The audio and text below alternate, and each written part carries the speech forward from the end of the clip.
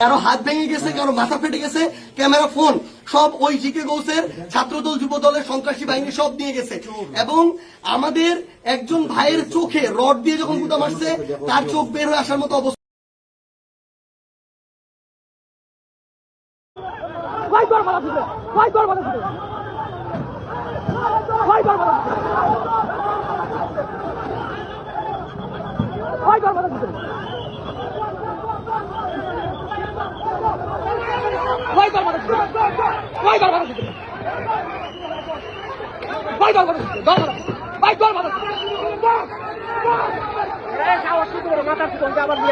আরেকজনের মুখে রড দিয়ে বাড়ি মারছে।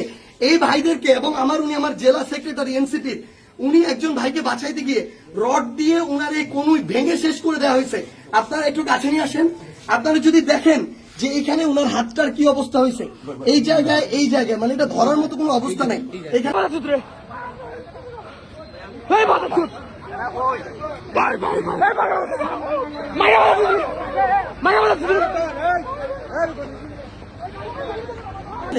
মাথায় এই যে রড দিয়ে প্রত্যেকটা জায়গায় বাড়ি মারছে।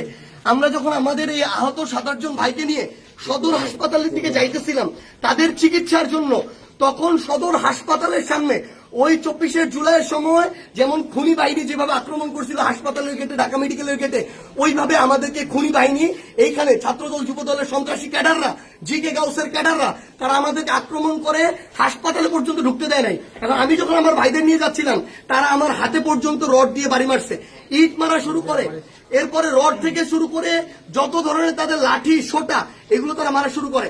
এবং ওইখানে আমাদের ছাত্র শক্তি, যুব শক্তির, এনসিপি অনেক ভাইকে তারা ওইখানে মানে ওই সবার সামনে ওখানে পিটায়। এবং আমরা এখানে পুলিশ দেখলাম, আমাদের সামনে থাকা তো দূরের কথা, আমাদের সাথে থাকা তো দূরের কথা, এত বড় হামলার পরে তারা পিছনে দাঁড়ায় দাঁড়ায় নাটক দেখতেছে। এই ছিল অবস্থা।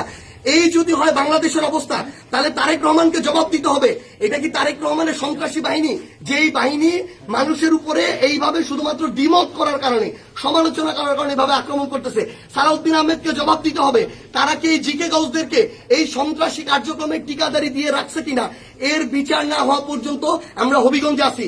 যদি পারে আমাদেরকে মেরে ফেলবে, এখান থেকে প্রয়োজনে আমাদের লাশ যাবে, কিন্তু এর বিচার, এর জবাব তারেক রহমানকে দিতে হবে।